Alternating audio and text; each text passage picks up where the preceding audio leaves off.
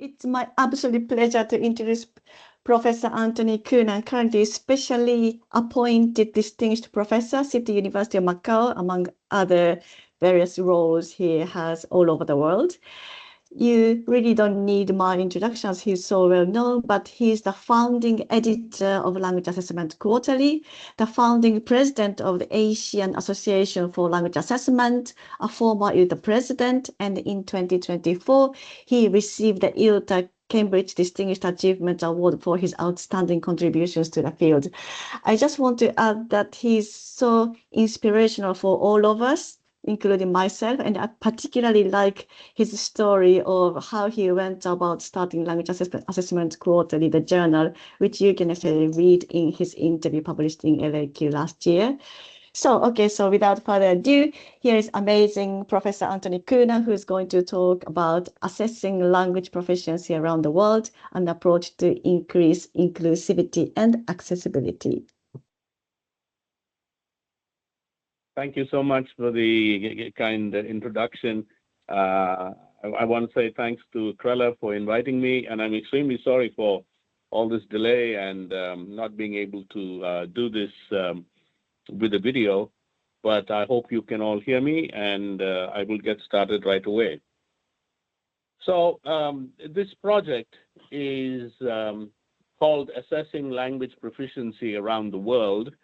We are going back to looking at how language is assessed around the world in different places, so that we get a sense of many things which we have not particularly well in the last 75 years of the field of language assessment. So on the next slide, you'll see, I say in the last 75 years, the field of language assessment has benefited from research conducted in language assessment in the European language areas and their language learning contexts, mainly English, French, Spanish, and German. And the findings from all these research studies and test development projects and policy announcements and documents, they've been encapsulated in assessment frameworks or standards. They are generally considered neutral standards.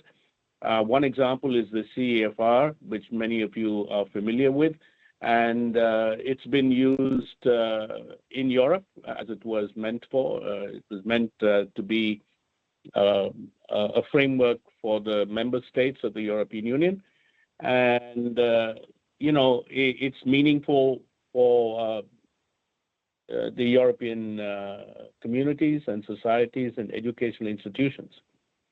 Well, I'll come back to that point in a little bit. Now, the origin of this, the next slide, please. The origin of this project is in the Companion to Language Assessment, which I edited. There are 4 volumes, and the 4th volume is devoted to assessing languages around the world. And we gave it a first shot of getting chapters written by many scholars around the world. We covered about 35 different languages, and many of the major languages in the world, including French, German, Spanish, Italian in Europe, and Mandarin, Thai, Japanese, Korean, and Hindi, Tamil, Kannada, Malayalam, Sinhala, and so on. We also paid some attention to indigenous languages in the world, like indigenous languages in Australia, in Africa. Also looked at a major language like Swahili and Arabic and Hebrew from that part of the world. So what we hope to get from looking at languages around the world in terms of, say, families or subfamilies, is to understand what is salient, what is important when you're learning a particular language. What are the things you need to learn first? What are the things you need to learn next? And this is important because we think in terms of these standards and frameworks, in terms of levels, in terms of going from a lower level proficiency level to a higher level over a period of study. So that's the whole idea of this project. So the expected outcome in the next slide is to learn about language assessment for general and specific proficiency around the world. To also pay attention to linguistic typologies of languages of interest, so to understand how different typologies affect test taker performance, how we should understand different typologies in constructing our tests, and how to plan assessments with appropriate constructs that include local language features and local context of language learning. So we hope that a collective understanding of the language systems of a particular family, a particular language, or a particular subfamily or family will give us more information and knowledge, and perhaps start projects, new research projects, so that we can understand the language features and context of language learning in those communities. So in the next slide, I present the CEFR A2 level proficiency as a way of talking about this. Now, I pulled this from a document that's widely used, and here is an example of how these authors project A2 level proficiency. So in the first column, you have English, Spanish, German, Mandarin, and Japanese, and then you have the level description, elementary, pre-intermediate, elementary. And if you look at the key abilities, you'll find that the descriptions, the phrasal descriptions are basically the same for all. Understand basic phrases and sentences, communicate in simple routine situations, read simple text, write short, simple notes. And these are the descriptions for all languages. I think this is an underspecification of what it means to be able to do perform in a certain language at the A2 level. I think we need more information at the linguistic level, looking at linguistic features, like, I'll talk more about this in a little bit, but phonological, morphological, syntactic, discourse, features. Therefore, this is a good starting point, but it's, in my view, underrepresenting it. Now, whether this is unfortunately the framework that's being used in different parts of the world is the question. Excuse me. So in the next slide, I'm asking if communities or institutions or associations want to use this framework and they want to adapt this framework or adopt this framework, what should they do? Should they just use what's already available, or should they add more information for each language at each level? So in the next few slides, I'm going to start talking about linguistic families. As you know, there are many languages around the world which are grouped together as a language family, and there are 6 language families, generally speaking. If you look at the work of Bernard Comrie, for example, I'm using his framework, or even Joseph Greenberg. Their framework describes 6 large families, and there are subfamilies. The large families are Indo-European, Sino-Tibetan, Niger-Congo, Austronesian, Afro-Asiatic, and Dravidian. And within these, for example, the Indo-Aryan, Indo-European have subgroups as Celtic, Germanic, Indo-Aryan, and Balto-Slavic. So the Indo-Aryan, Indo-European languages share grammatical structures that may influence assessment design and tasks, but it may not cross over into other language families. So that's the main point I'm trying to make in this project. So here's a description as a family tree of what Indo-European languages look like. So you have the Indo-European branch, the European branch, and then the Germanic and Romance branch.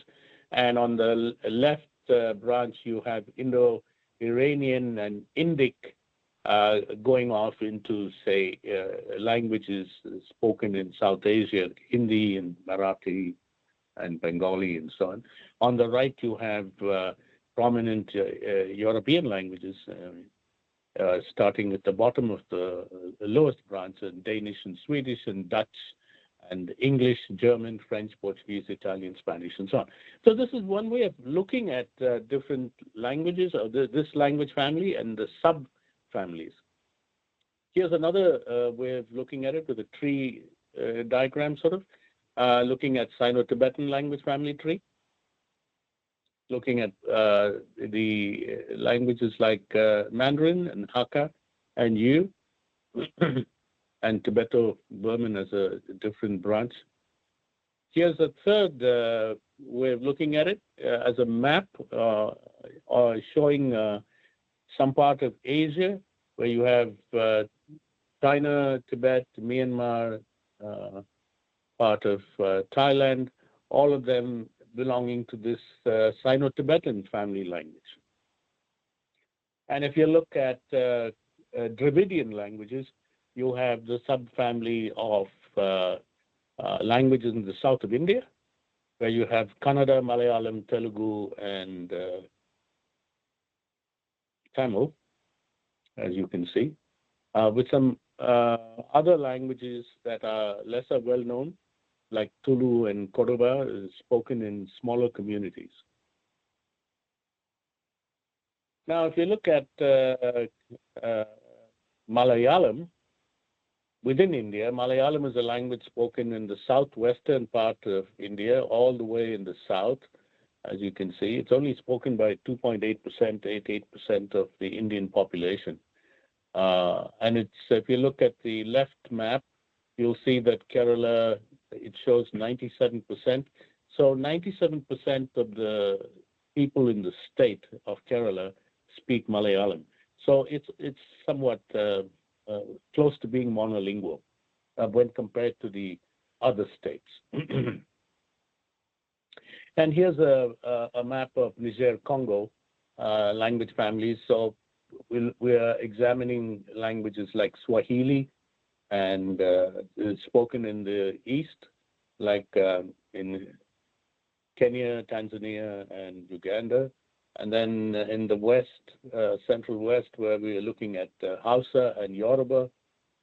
So, you know, there are differences in all of these families and subfamilies that affect test development, test construction, test conceptualization, test development, and test scoring, and of course, based on test performance. And I'll give you some specific examples in a little bit. Okay, so typological differences, in short, are an understanding of differences between language families and sub-language families. Let me break this down a little bit further so that you get a sense of what I'm talking about. So on the next slide, you'll see phonological typology. In terms of phonology, there's tremendous variation in vowel inventories. Some languages have many, and some languages have very few. Similarly, with consonants. And of course, there are languages which have tone. Some have 4 tones, some have 9 tones. And of course, there are many, many languages that don't have tone. I think most of you are familiar with the concept of tone. Now, let's look at vowel inventories. Now, in terms of size, as I mentioned, there's a range. Classic Arabic has very few, relatively small set of vowels, but some dialects of German and some other languages in the northwest of North America, indigenous languages, have very large vowel inventories. If you look at the types of vowels, you have vowel distinctions in terms of nasalized, oral, vowel length, shorten, long, but also in terms of qualitative difference between short and long, also vowel rounding and front rounding in German and French. If you look at consonants, once again, there's a large range. Some consonants some languages have very few consonants, but some have many. So I've given you 2 examples here. Papua New Guinea, Rotokas, 6 consonants, but Ubik in the Caucasus region supposedly has 80 consonants. So there's a range here. If you look at types, there's retroflex, there's click, and there's ejectives. So lots of different consonant types.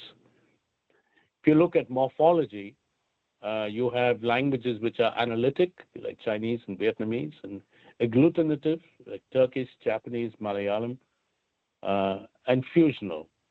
So here itself, there's a big difference in how words connect with each other. Words are formed and extended. Here's some information on analytic languages, like looking at Chinese, for example. Word order is very crucial. Grammatical functions are indicated by separate words, for example, auxiliary verbs or prepositions. Similar to Chinese, Vietnamese uses specific word order and particles to indicate grammatical relationships. English has some inflections. It relies heavily on word order also, making it relatively similar to Latin. Now, if you look at agglutinative languages, which is an interest of mine, like Turkish, Hungarian, Japanese, Korean, Malayalam, most of these languages have words which can be added to and to indicate grammatical functions. So I'll give you an example of this in the next slide. Take the example from Malayalam. You have, for example, the word, this is looking at nouns. Take an example of the word vide, which is house. Vitale is in the house. Vitinde is off the house. Vitinne is from the house. So you see, there's one word with different particles attached to it, and grammatical features are indicated in terms of in, off, from, and so on. If you take verbs, you're at the bottom of the screen.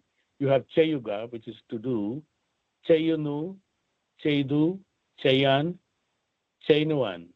So all of these, once again, words which are attached. The root word is attached with particles, and these particles indicate certain kinds of events, actions, or it actually shows tense and aspect, and the person forming the function. Okay. If you look at syntactic typology, it's well known that there are three types: SVO, SOV, and VSO. Subject, verb, object. So English and Spanish is subject, object, verb. Japanese, Turkish, Tamil, Malayalam, and verb, subject, object, Arabic, Irish, Hawaii. So you have differences in how sentences are constructed. You have differences in how languages encode meaning. Okay, I'm not going to pronounce these, but you know what I mean. Color terms and spatial differences are very crucial in many languages, and they are different for different languages. So if you look at the work of Berlin and Kay, you'll see that there are languages which have only light and dark distinctions, and there are other languages which have many. Now, if you go into a car showroom, you'll find color terms that you've never heard of. Things like what we might call as dark blue and light blue, or just navy blue. They've got things like aquamarine blue and sky blue and sea blue and river blue, and I don't know. I'm astonished at how they have all these distinctions, but they make the distinctions, and so color terms can be made up as well. Now, this is the second part of the slide is very important one. This talks about directions. Now, this has implications directly for task conceptualization and development. When we ask test takers to, say, look at a map, and you tell the test taker, tell your friend how you can go from point A to point B. And typical Western European or Western countries or English-speaking countries, especially in the United States, the expectation is that you would hope that the test taker will say, go straight, go north, go east, go west, and so on. So these are cardinal positions which are not used in many other places. In many other places, it's relational. So it's right, left, straight, go straight, turn right, turn left. But in yet other places, it could be go upstream, go downstream, go towards the mountain, follow the wind direction, position of the sun, or go uphill, downhill. In my own small town in Kerala, people, or if you ask for directions, they say, go straight, look for the temple, and when you see the temple, turn right, and then you'll see a shop on the left, then you turn left. So how people give directions is different in different parts of the world. And the question is, are we aware that direction giving is different in local languages? And it's possible that such concepts are transferred over even into English. Even if it's not transferred over into English, the question is, how do we score these? Are we, as test developers and test graders, hoping to see north, south, east, west, or right, left, straight, or are we willing to allow test takers to describe how they go from one place to another in their own terms? Similarly, with color terms, as I said earlier, test takers may have been exposed to different types of color combinations in their first language. And when we're talking about assessing first languages, are we aware that that's the way it's done? Or are we likely to impose, a Western framework for how people describe an object or describe a photograph or a painting? Okay, in terms of summary then, there are differences in terms of many of these aspects I've described and a few that I've not described. So there's differences in phonology, morphology, syntax, semantics. There's also differences in writing systems, also differences in paralinguistic features, body stance, gestures, facial expressions. So the more you get into this, you'll realize that this is way too much detail, and looking at all of this for a test development and test scoring, and what we can get in terms of inferences from understanding this. So the main questions we can have is, what typological features are salient for language proficiency at different levels of proficiency? So you have phonological, morphological, syntactic, discourse, and so on and so on. What's salient in each language for A1, or so-called A1 or A2 or B1? More specifically, so take, for example, typical task types that many of us are familiar with, C-test and close. How would C-test and close test function in different languages, particularly in non-agglutinative languages and agglutinative languages? How do tasks in tonal language function as opposed to non-tonal languages? What is salient in terms of tone for young learners or even for adults at A1 or A2? How would speaking and writing conventions in different language and subfamilies be considered in task development and task scoring? So these are the general questions I want to raise. I have some specific examples now. On the next slide, you have an example of close. All of us are familiar with close, either nth word deletion, seventh word deletion, ninth word deletion, or a rational deletion where a test developer introduces blanks, deletes words and puts blanks at appropriate places according to the test developer's concept. So the test developer may say, I want to have all adjectives, deleted. I want to see if test takers have a sense of how to fill in adjectives, or it could be grammatical features like prepositions or tense and aspect kind of thing.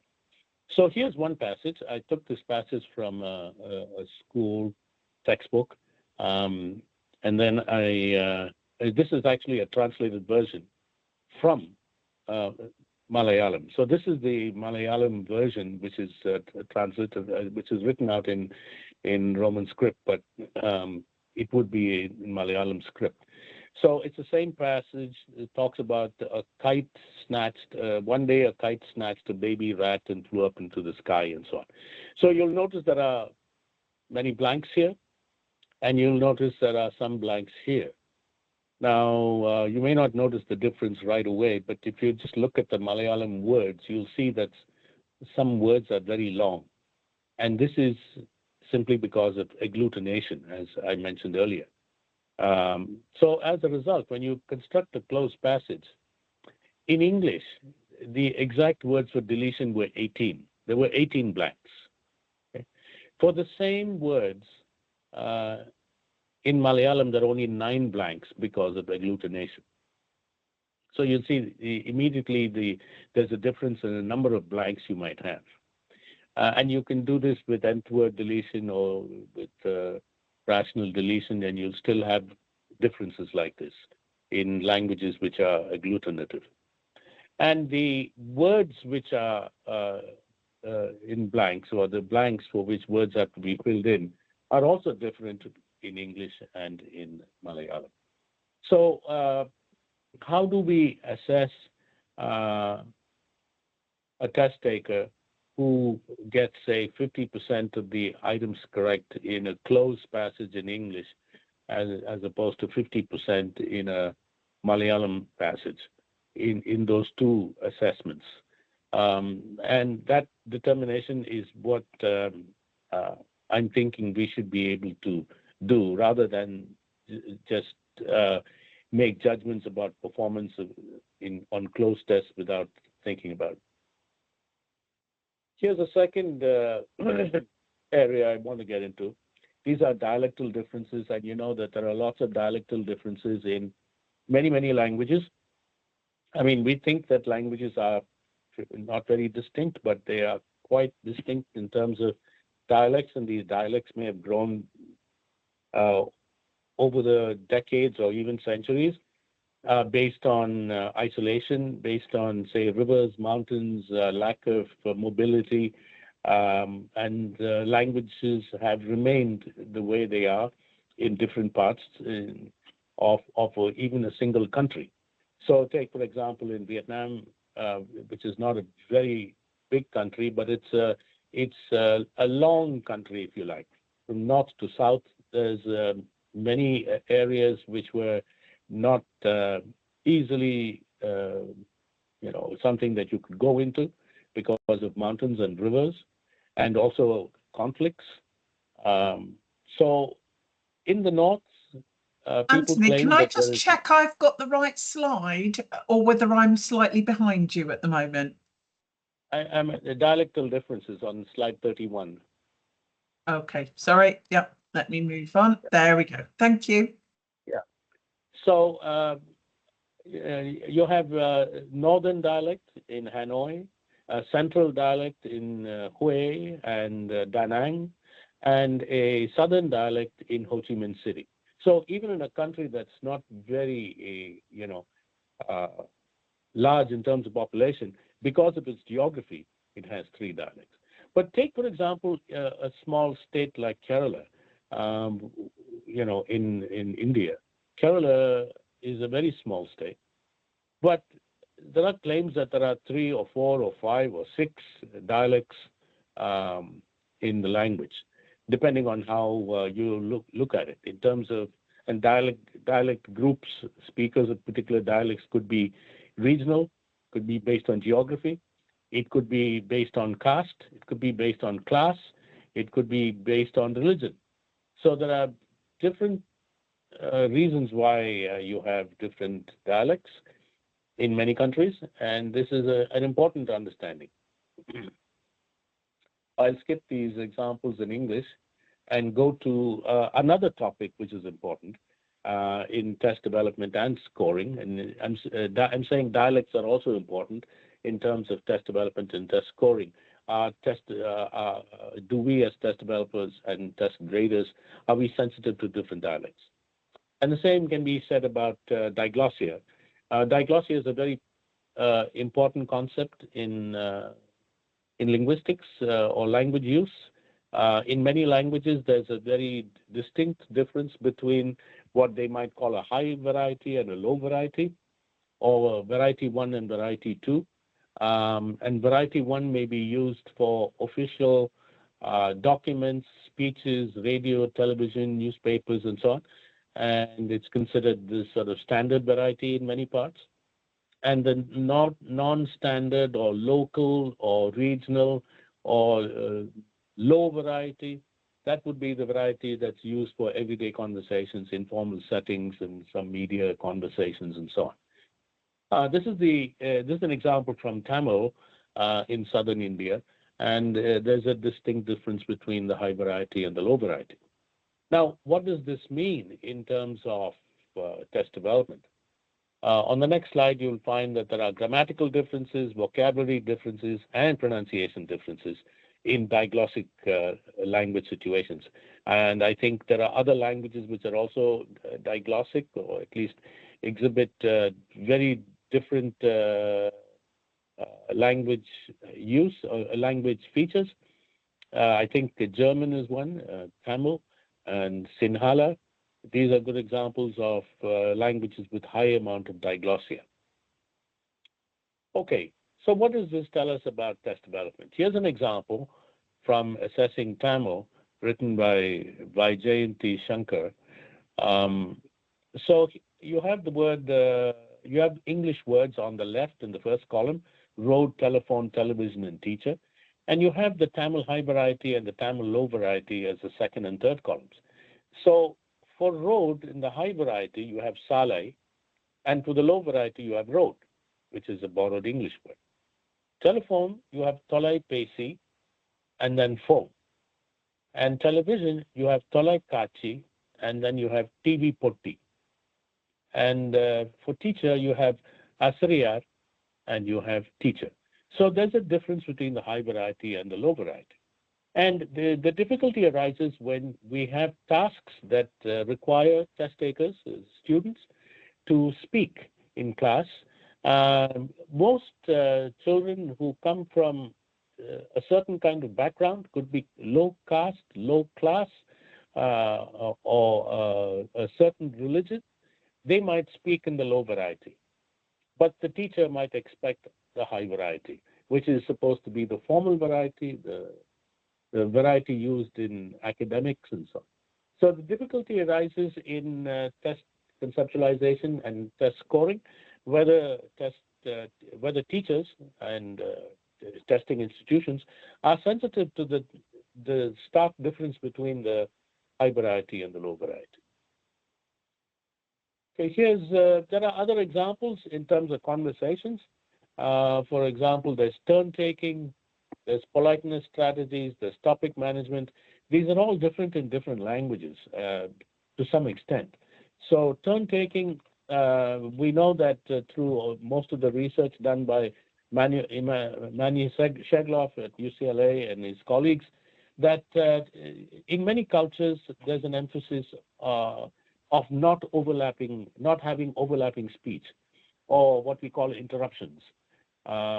We think that people should finish their turn, and then the second speaker should start the turn perhaps 1 second after the first speaker finishes. This is generally the practice in Midwestern America.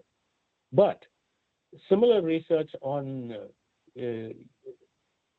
speakers in New York have found that there's much more overlap and much more interruption, if you like, or latching between speakers on the East Coast, particularly in New York City. So different groups of people have different expectations of how a conversation should take place.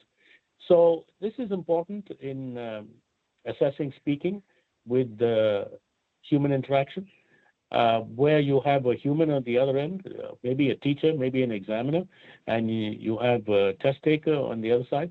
And how do they converse? How does the teacher or the examiner perceive interruptions or perceive large gaps, pauses, and silence?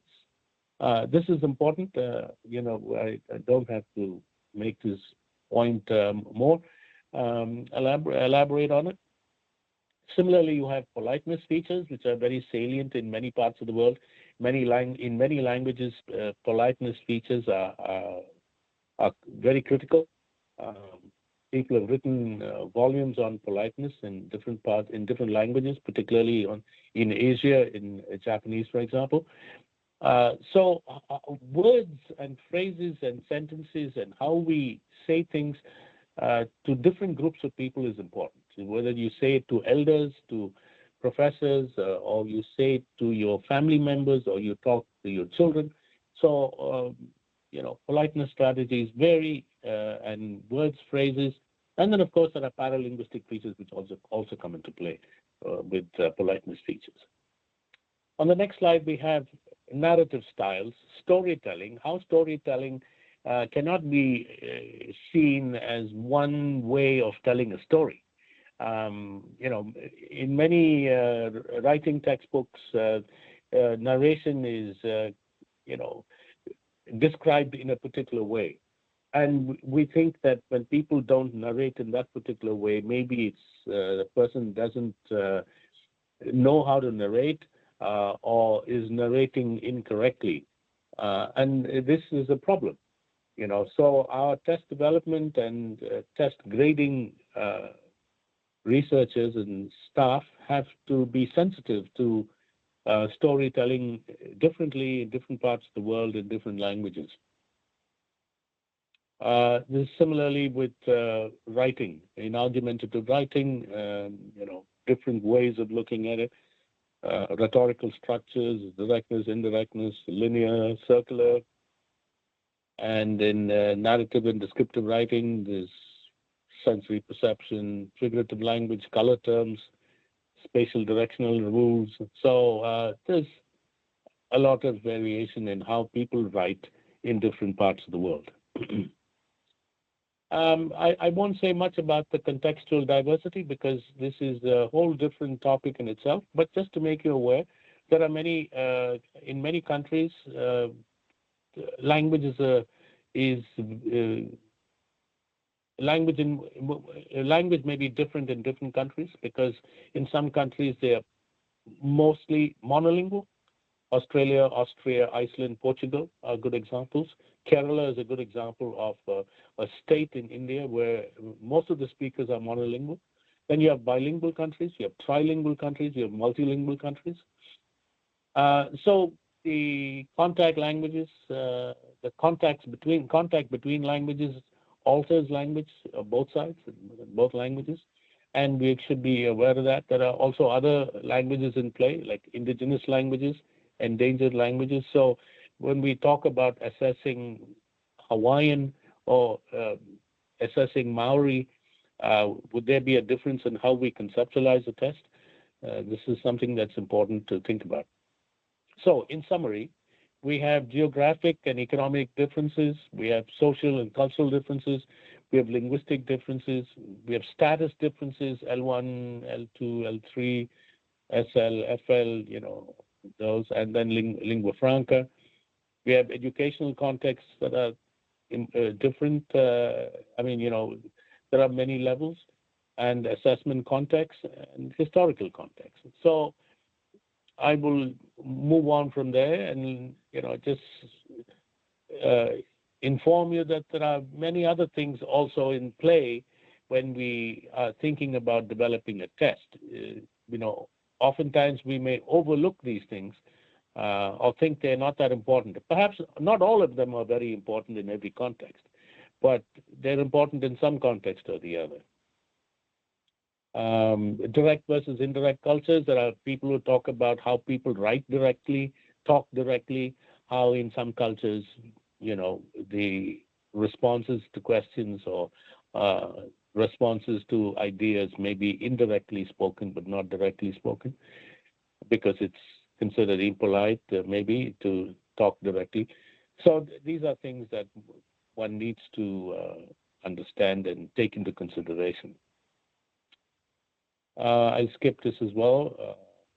And I will say I want to acknowledge the work of Cecilia Zhao from the University of Macau and Coral Chin and at the University of Ottawa and the Wiley staff who have worked on this project a lot.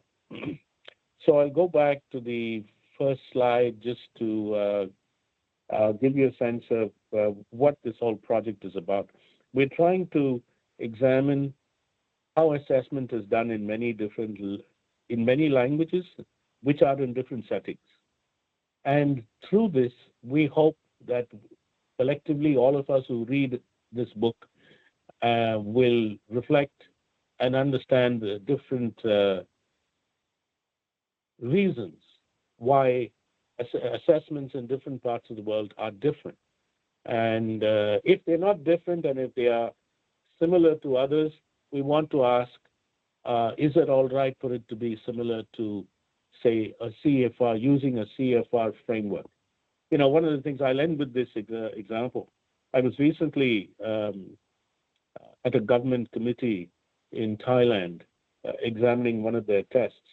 And when I asked questions about the validity and fairness of certain task types, they said, oh, we use the CEFR.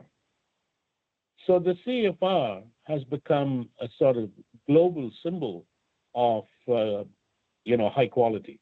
Now, I'm not saying that's not good. It may be appropriate, but we need to examine whether it's appropriate, and particularly examine whether it's appropriate for assessing Thai in Thailand. So that's the main point I want to make in this project, with the help of my colleagues and with help of all the authors who have written chapters already, which are being reviewed right now. So I'll stop here for now and be happy to continue any discussions. Thank you. Wonderful. Thank you so much. And Fumi is going to post some questions that we've had from our audience. If you have time to answer a few questions, please. Sure. Yes, Antony, thank you so much for sharing your insights. So we've got many comments and questions, but I'm mindful of time as well. So I will just go through, maybe cover 3 or 4, if that's okay. And yes. First one is from Jay. Thank you so much for such an interesting talk. It's been an excellent reminder of richness of language learners' backgrounds and how this impacts their approach to performing their additional languages. Your work shines a light on the conundrum assessment specialist phase. Who is the score for? This very much speaks to a question that I have not been able to answer satisfactorily for myself. If a test has many uses, especially, should there be different assessment expectations depending on how the result is to be used? Interesting question. So the question is whether we can have one test and we have different scoring criteria for different uses. Well, to begin with, I suppose I would say that the test itself might have to be different for different uses. So if you have English or Spanish or French for general purposes, and you want to have Spanish for tourism or Spanish for aviation, those are different uses. So the test itself might have to be reconceptualized, and therefore the test expectation of the test takers' performance and the grading should also be sensitive to the purpose of the test. Thank you, Antony. Actually, you have almost answered this question, but let me read it anyway. This is from anonymous user guest. In your opinion, how should candidate, let's say B2, be assessed if they use dialectal forms or vocabulary in the speaking test? If they use dialect. Yes. It's inevitable that we all speak, our own language. So my English is definitely not the same as anybody else's English. It's what we call an idiolect, right? My English is based on my language learning when I was young, my school, my teachers, and later on with my colleagues and my different associations in different parts of the world. So all language users may have variations in their speech. So the question is, how different are they from what we might call standard or expected speech? So the expected speech in a conversation or in writing may be whatever it is, English from a certain part of the world, or English from a certain region, or English from a certain class of people. And variations will occur and will be there. So it's up to us to be sensitive in terms of task development and scoring, to accept variations as much as possible. I remember in the past, when I used to come to the UK, there would be newsreaders on television who were newsreaders of what we then knew as BBC English, But in the last decade or so, I have watched the news on UK television sets where there are speakers who are understandable, but they are not what we would call standard BBC English. And I enjoy that because I think, wherever we are, whoever we are, we need some representation of our English. So whether you're to put it very simply, I don't know enough about sociolinguistics in the UK, but whether you're from Wales or Scotland or the middle or Yorkshire, I think all accents should be acceptable. Similarly, in a test, it should be acceptable. Thank you, Antony. Actually, yeah, that comment is really interesting in light of AI scoring, everything that is going on at the moment. So yeah, can I just squeeze one last question? Nikki, do we have time? Yes, I think we have time for just one more. Thank you, Okay. So the Antony's talk on conversational style is very interesting, considering Jamie's that the first talk in this seminar, his earlier findings about some students, Japanese students, or like not necessarily Japanese, but in Japanese context, not disagreeing with each other or debating in class. Could this be due to cultural norm about politeness as well as language confidence? So actually, this question might be for Jamie, but maybe Antony, you can comment on that. No, I think my own understanding of different cultural groups in different parts of Asia tell me that some students are likely to be less direct. They are more deferential. They are slow to respond to questions. So if you ask a question, for example, who are the people who will put up their hand to answer the question first? Not likely to be some speakers from Asia, some language students from Asia. And in my view, that's perfectly okay. Perhaps teachers need to be sensitive to realize that, so that they allow more time for some people to, gather their thoughts and pose the question appropriately. I mean, even the concept of asking questions in class is always problematic to some extent. I mean, there are many occasions where students do not ask any questions because they think, number one, they already know the answer to the question, so they don't feel like asking any questions. So when the teacher says, any questions, there are some students who on a regular basis put up their hands and ask questions, but there are some who just don't ask a question, not because they don't know how to ask questions or they're not confident, but maybe it's because they know the answer to the question, or two, it's not that important to know the answer to that question. There's so many things going on, in questions and answers in a classroom. The same could be true of interactive speaking test with a test taker and a test examiner. When the examiner says, do you have any questions? What is the student supposed to say? So I remember I was asked the question, do you have any questions? And of course, I have 100 questions. But what is one to say? So, we perform as expected.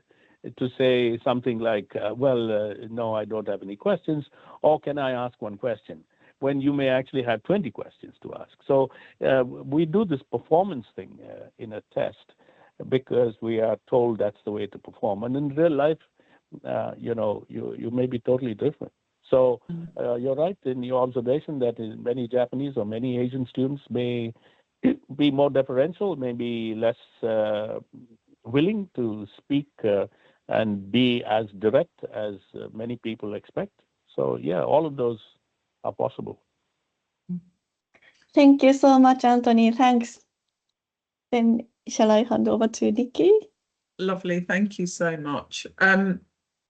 Just finally, I know we're closing a little bit late, but a huge thank you to everybody who's attended today, and an enormous thank you to all of our presenters for giving us a really stimulating, informative and thought-provoking afternoon.